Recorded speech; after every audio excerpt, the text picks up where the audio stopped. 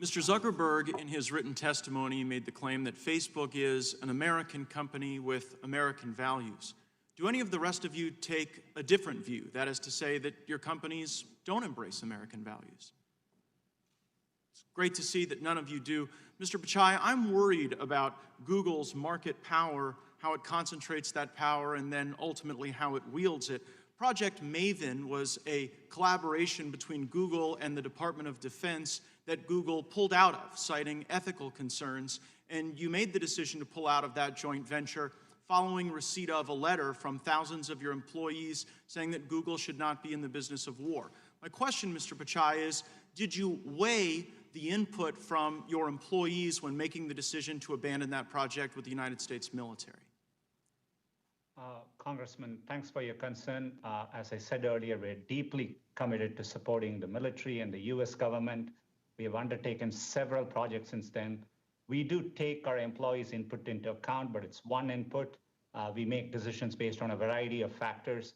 As a company, we were new in the cloud space at that time. Since then, thank you. That's a sufficient answer, that you did take their feedback into account. And in fact, some of your Googlers have recently sent you a letter where they've asked you to exit other partnerships as a consequence of ethical concerns. They've asked you to stop doing business with American law enforcement, saying that police broadly uphold white supremacy and that Google should not be engaged in any services to police. And as you well know, you provide some of the most basic services to police, like email, but you also provide services that help keep our cops safe when they're doing their job. And so my question is here in front of Congress and the American people, will you take the pledge that Google will not adopt the bigoted anti-police policy that is requested in the most recent letter?